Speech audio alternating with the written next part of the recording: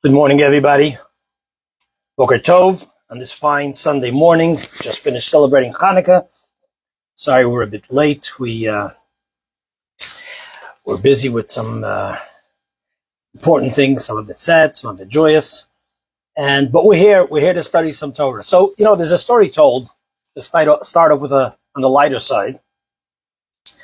And we're only kidding around here. So anytime you say a joke, you have to make sure that nobody gets offended. Maybe you don't get offended, but you shouldn't get offended because this is only meant in good humor. So the story is told about a newlywed, Chatan and Kala, bride and groom, and the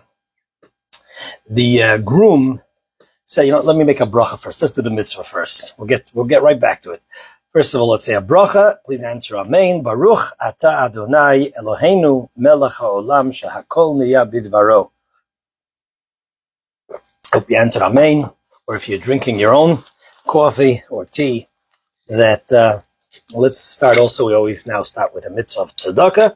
So that Hashem blesses us, that God blesses us, that we have siyata d'shmaya, we have help from above to find the right words, to share the right words, to be effective, to be impactful in terms of conveying this message of Torah, that it inspires and enhances who we are and our and affects our practical actions for good. Okay, so the story is told. Chatan Kala, bride and groom, right after the wedding, the groom buys his shviger. Give us a thumbs up if you know what shviger means, for those who understand Yiddish. Right after the wedding, he buys his shviger, his mother-in-law, his new mother-in-law. He buys her a beautiful handkerchief from silk, and it's surrounded by these sparkling stones. It's like really, it's amazing. It's so fantastic, so gorgeous. And she's so touched that her new son-in-law bought her this wonderful handkerchief. And she asks, he says, where is this coming from? Why such a beautiful gift? I mean, I appreciate it, but where? So he says to her like this. He says that I'm getting you this handkerchief. He said to her in Yiddish, so du sollst wissen, wo reinzustecken the nose. So you should know where to stick your nose in. In other words, stick your nose in the handkerchief, stay out of my business and my marriage business. So that's, Jewish humor, a joke. But we're saying this joke, besides it's always good to laugh, but as an introduction to a story in the portions that we're reading these weeks that are, of course, very highly emotionally charged. It's Yosef and his brothers, the 12 tribes who are the children of Jacob, Abram, Isaac, and Jacob. And we have the terrible story of Yosef being sold by his brothers, and then they are down. Yosef ends up in Egypt, and he ends up in a dungeon for 12 years.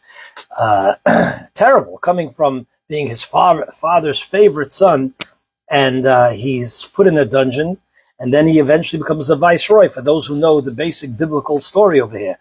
And so, by today's standards, psychological sometimes excuses, Yosef had the right to be as crazy and as violent as can be based on what the life found, the victim that he has been. But yet we don't find that. We find Yosef being amazing in how he survives and how he thrives and how he brings goodness and kindness and salvation to all of humanity, basically. But there is something very peculiar in the beginning, or more peculiar, more than just peculiar, something very strange and puzzling that commentaries address in the portion that we just read. In Parshat Miketz in Genesis, we find over there the known dream that Pharaoh has, where Pharaoh, who is the king, at that point, Yosef is still languishing in the pit that he was placed because he refused the advances of his master's wife, Potiphar's wife, who had a crush on Yosef and kept on, as it says in the Bible, telling Yosef, I want you to lie with me intimately and so on. Yosef refused. He ends up in a dungeon. During that period of time, Pharaoh has the famous dreams of the fat cows and the famished cows, the malnourished cows, and the way the malnourished cows and the thin cows go ahead and they swallow the fat cows, and then the same thing, a dream happens again, and you see 7 very healthy grains and 7 very oisgehakte grains, as we say in Yiddish, oisgehakte hishaina, and the grain stalks that are sort of dried up and look famished, go ahead and then they swallow up the healthy grain. And that's the dream that Pharaoh has. And he's very troubled because all the dream interpreters of Mitzrayim and all the necromancers and all the Chachamim of Mitzrayim, of Egypt, cannot find an explanation to satisfy and interpret the dream to Pharaoh's satisfaction until somebody mentions that Yosef interpreted their dream. This was the Sar Hamashkim, the wine butler or the wine minister, the chief wine butler to Pharaoh, who, as some of you remember the story, while Yosef was in prison, both the Sar Hamashkim and the Sar Ha'oifim, both the chief wine butler and the chief of the Pharaoh's chief baker, both had a dream. And I will mention the story of the dream here because it is important to the class that we're going to share over here. They both have a dream, and in one, the Sar Hamashkim dreams that he sees these three vineyards that are blossoming, and he goes ahead and he's squeezing the grapes and into a cup, and the Yosef interprets the dream that he will be hired. He will be taken out of prison. He'll be rehired for his job. And then afterwards, the chief baker relates his dream that he sees on his head there's a basket with baked goods, and there's a bird eating from his baked goods. And Yosef interprets this dream to mean that Pharaoh will do away with you. Your head will be lifted from your head, and you will not be rehired. That's a very, very a brief sort of recap of what's going on, part of what's going on over here as it relates to our class over here. Okay, I'm recapping this for those who are not so familiar with the portion of the Torah narrative. For those who are, I'm sure you know many more details to this story. However, going back to the handkerchief and sticking your nose where it belongs, there is a question, which in Yiddish, there's an expression, when learning Torah, there's an expression that's used, akasha, a question, was warft sich vor de Augen, that is just in front of the eyes. And what is that? Pharaoh is told that Yosef knows how to interpret dreams. Yosef is taken out of the pit. He appears before Pharaoh. Yosef is the lowest level of human being in Egyptian society. He's not a local citizen. He's from elsewhere. He's in a pit. He's an accused criminal. And Pharaoh is asking, Pharaoh, the mightiest king of the superpower of its day, he asks him to please go ahead and interpret the dream. And Yosef goes ahead and interprets the dream. But not only does he interpret the dream, without interruption, he goes ahead and he suggests to Pharaoh, the mighty Pharaoh ruler, of what is the solution to the problem. He tells him, again, the famous interpretation, you're going to have 7 years of plenty, and then you're going to have 7 years of famine, and the famine will be so harsh that you won't even realize, you won't even feel the years of plenty, which is the meaning of that the famished cows will swallow the fat and healthy cows. And therefore, he says to Pharaoh, this is what you should do. Make sure you save so much grain during the years of plenty so that you'll have for the years of famine. And there's more details to that. But who asked you? What are you sticking your nose dangerously into suggesting to Pharaoh what he should do? If Pharaoh wanted to know what to do, he will ask you. He just asks you to go ahead and interpret the dream. Finished. End of story. Where do you have the chutzpah Where do you have the right to risk your life to say to Pharaoh? And this is what you should be doing. This question is asked by various commentaries. It's asked by the Alshich. It's asked by the famous Or HaChaim, the Rebbe, Rabbi Menachem Mendel Schneerson. And the Rebbe addresses this very beautifully. We're not going to have time to go through all the details of this explanation. However, I do want to touch on one point, and it's a very beautiful point and a beautiful lesson.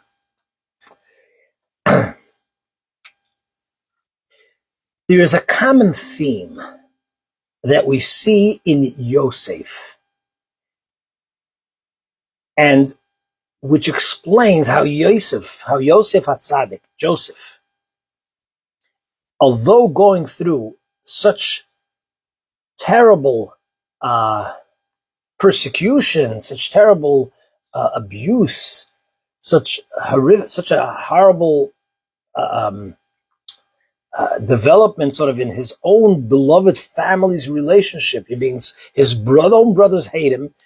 Not going into now the discussion whether the hate was called for, justified, not justified, irrelevant. The impact on Yosef, that his brothers hate him to the extent that they're willing to kill him, that they sell him. He doesn't see his family for 22 years. He's a slave in Egypt for much of those years. He's in a dungeon for 12 years. I mean, how much could a human being endure? Unless you think that Yosef is this cold-blooded person, it's interesting that to the best of my knowledge, the person who we see cries the most in the entire 5 books of Moses is Yosef HaTzadik.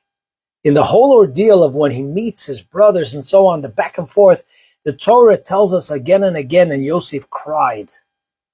We see a person of high emotions. And at the same time, we see an individual who is, wherever he is thriving. How is that possible? And here is perhaps the key. I wouldn't just say the key. I wouldn't just say perhaps. This is the answer that seems to emerge, such a beautiful, necessary quality in Yosef. You know, this goes back a couple of years ago, and I'm treading a little bit here on eggshells in about what I'm going to say. A couple of years ago, I was at one of my children's graduation. They were graduating middle school. And one of the things that struck me is several of the kids who got up to speak, and they were talking about how, how life has traumatized them. They were talking about some of the normal things of life and how they were traumatized. Now, the reason why I'm in eggshells is because, especially today, we live in a time where everybody has to be validated and you have to be understanding. But I also think that sometimes we definitely go overboard and we are way too coddling. And as a result, are not raising our children to be able to properly handle some of the realities of life. Life has struggles. Nothing just goes smoothly. And so here, Yosef, by all standards, by all conclusions, sort of by all analysis of today's standards, would have been given full right to be totally traumatized and the most messed up human being. But that's not the sense what we get. We see strength of character. We see productivity. We see blossoming. We see impact. I remember hearing a story. I definitely read it, but I think I actually even heard it from him personally. I was once at at a convention in Washington, D.C. that was honoring the Rebbe in honor of his birthday. It was either Yudalf Nissen or Gimel Tammuz. And the chief Rabbi Emeritus of Israel spoke, Rabbi Lau. Now his son is the chief rabbi. But the chief rabbi spoke, and the chief rabbi himself was a survivor of Buchenwald. And he spoke at this convention, and he shared the following story. He said, after the Yom Kippur War, he went into a private audience with the Rebbe, the Lubavitcher Rebbe. And the Rebbe asked him, this was after the Yom Kippur War, what is the mood? Yom Kippur War was in some ways similar and different than where we as a people find ourselves today. It was a difficult war. Many of our youngest, finest, and so on lost their lives, many injured. And the Rebbe asked him, what is the mood in the country, in Israel? And he said two words. He responded and he said that the mood in the country is that people are asking, Ma yiyeh, what will be? People were confused, people were afraid, people were concerned. And he said, the Rebbe answered him, as Jews, we don't ask, Ma yiyeh, what will be? That's a God question. God knows what will be. We don't know what's going to be. And we have faith. We always have to have faith. We have to have faith. We have to have trust in Hashem that things will turn out for the better. We don't ask, Ma yihiyeh, what will be? The very question has an element of despair in it. Not the Jewish way. It's not the believer's way. Our question, he said in two words, is Ma na'aseh, vos gehem mirton. What are we to do? What is the call of action for us? How do we respond? What do we do? What will be is not in our control. What we shall do about it, or how we're going to respond, that's in our control.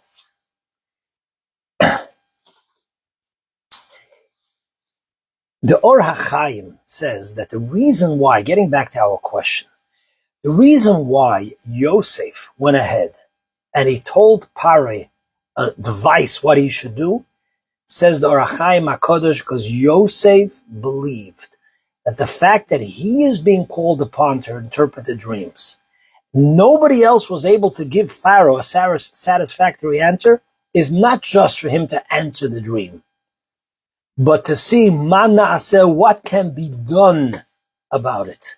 It is his responsibility, to the best of his ability, to share of what should be done. And therefore he goes ahead and he says to Pharaoh, this is what I suggest should be done. Because that is Yosef's modus operandi. That is Yosef's approach to life. That is how Yosef was able to survive the most difficult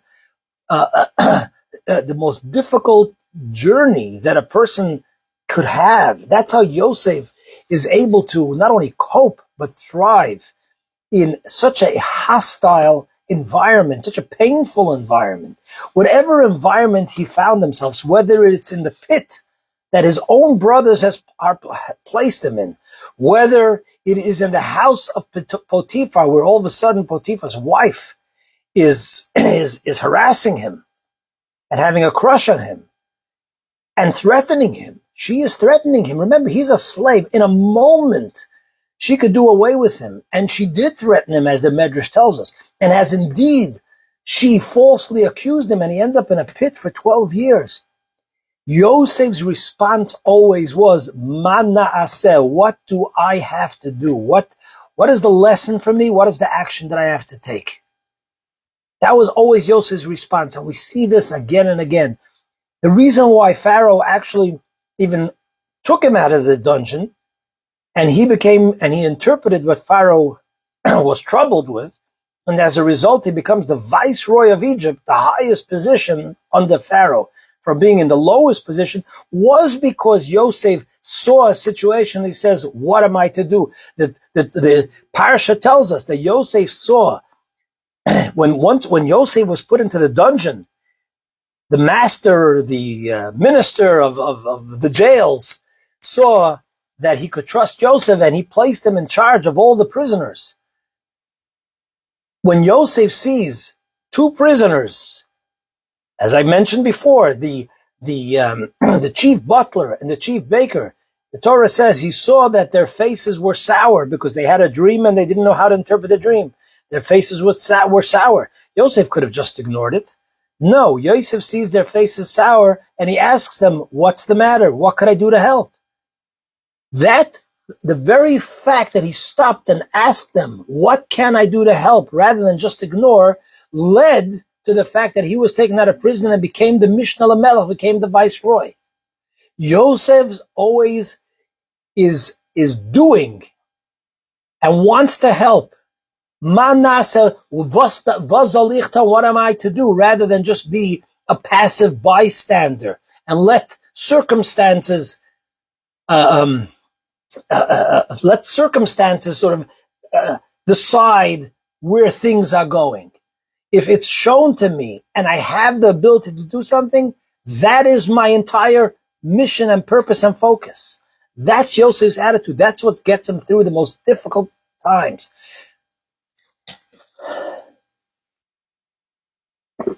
Interestingly enough, even with the interpretation of the dreams of the chief wine butler and the chief baker, the Sar HaMashkim, Sar HaOifim, if you look at the dream itself, the Sar HaMashkim, the wine butler, he's actually squeezing the grapes. He's doing something.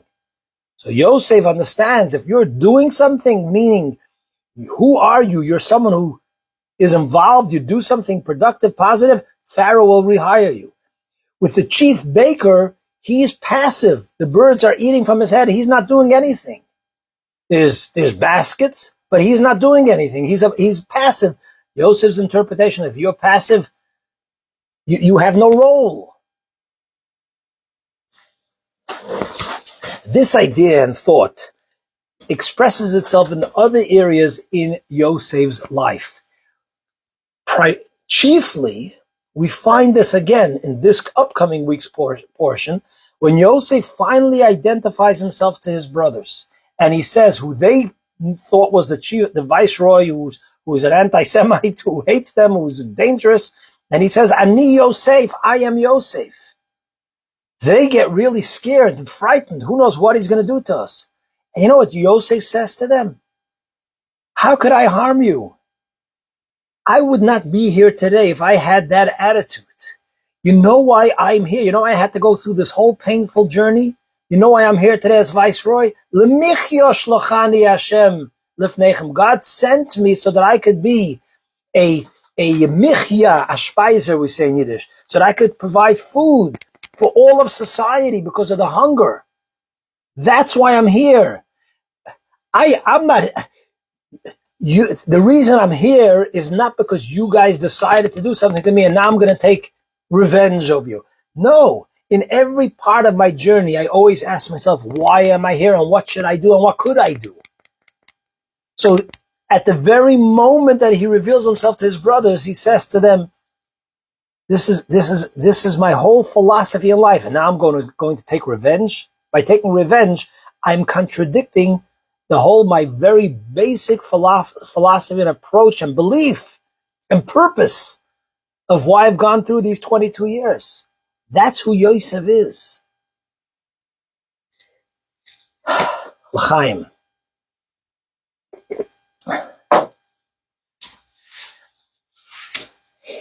You know, one can say that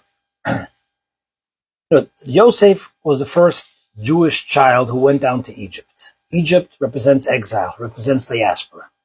The Talmud tells us, our sages tell us, that all the future diasporas are represented and are nikraim. They are actually referred to as Mitzrayim, as Egypt.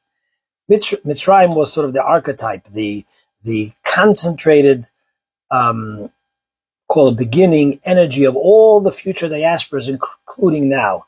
And in every story of the diaspora, we look to Egypt to find both hope, direction, purpose, insight in how we respond to situations during the diaspora and during struggle and during persecution and etc. So, of Of course, right now, after Simchas Torah this year, October 7th, we find ourselves in a terrible situation. We find ourselves in such a painful situation. We're glued to the news. We are not just seeing positive developments, but often, sadly, tragically, it's war, and we see painful developments, very painful developments. But here Yosef teaches us that our question always is, both on a collective national level, both on a personal level, the question always has to be, what am I going to do about it? What's my response? Where do I go from here? What do I learn from this? As the Orach Chaim tells us, of why Yosef went ahead and recommended to Pharaoh what to do. So I'm going to end with the question, the title of this class. The title of the class is the cup half full, is the cup half empty? Now, there is a third answer to this question. Now, we know people who they see things, or even ourselves, we have moments, depends on the mood of the day, if we're up or down, where we look at things and we see things and we see the cup is half empty. It's really a sad way to live life. But there are people who live life that way. Or there are days that we live life that way for various reasons that sort of either clouds our vision and our perspective. It's unfortunate if you live life that way, that you see the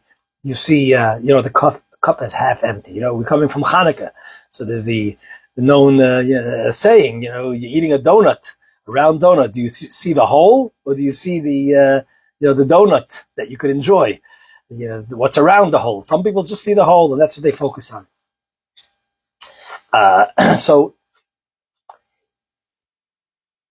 And then there are people who are blessed, who either naturally or through work see the cup as half full. Just the way they look at life. They focus and appreciate the blessings that they have in life, regardless of the situation that they're in. I was having a bit of discussion with my kids. One of my kids said, people who have money are always happy. Is that a correct statement? I don't know. Give me a thumbs up or down if that's a correct statement. People who have money are always happy. Tell me if that's a correct statement. But if you're a person who either naturally, or more importantly, through effort, through work, you've changed your approach and attitude, a perspective that you see things as half full, that's wonderful. But there is a third and even more important answer to this question. The more important answer to this question, whether is the cup half full or cup of half empty, is what are you going to do to fill the cup? When you come across a situation and it's half full, or it's even empty, or it's not completely full, the real question, or the more important question, although half full and half empty is also an important question, but the more important question is, what am I going to do to fill the cup, that it's filled overwhelmingly and spilling over? My cup spills over. That's the question we have to ask ourselves, both, again, collectively, Jewishly as a nation, as we're going through the difficulties of what's going on in Israel and throughout the world. What have I done? All Yosef did was ask these two ministers, how is your day? Why are you looking sad? And the ramifications, the wheels that were sort of set into motion as a result of that were incredible, that we benefit from that as a people until today, from that one question. That one question changed the course of Jewish history until today. How are you? What could I do to help? Because he saw that they were sour. That's so simple. Of course, there are many levels when it comes to what's going on in Israel. What can we do to help financially, morally? There's so many wonderful organizations in this country, anti-Semitism, writing to your congressman, simple things to bigger things in your own life, in your own personal life. What can I do to make things better when things are struggling? Those around you. Pay attention. Pay attention to how to fill the cup even one bit more. That's what Yosef teaches us. When you live life that way, this is what you achieve. You achieve happiness, true happiness, genuine happiness, which is important, but more importantly, you are really fulfilling the mission of your neshama, of your soul in this world. You're giving rather than just taking and being a taker. You're giving of yourself. You're impacting, and the fact that it came your way is evidence that that is your purpose in filling the cup, in making the world better, and fulfilling the mission of your soul here in this world. So this is the wonderful lesson that we can learn from this parsha, the story that's going on. May Hashem bless us that we should have that sensitivity, that wisdom, and utilize and use and direct our energy in that positive way. Of course, we don't want any struggles. We don't ask for struggles. We don't wish it on anybody else. But when that comes our way, again, personally, collectively, the reason why it comes our way is so that we as the Orach Chaim should ask the question that Yosef asked himself, and as a result, he brought so much blessing and changed the course of history in general and the course of Jewish history. May you have a blessed week. Post the great light of Hanukkah. May Hashem protect all our brothers and sisters from harm's way. May we be successful in eradicating any threat to good people throughout the world. And even more importantly, may the people who bear harm in their souls, may they do tshuva, may they have true repentance and see the error of their way so that we could merit the messianic time where all weapons will be put down, all weapons will be cast, so that there should be true peace, true holiness, true goodness in this world without the need to wage war in any way. May it be so. And Meira, the Ameinu speedily nowadays, have a fantastic and blessed week.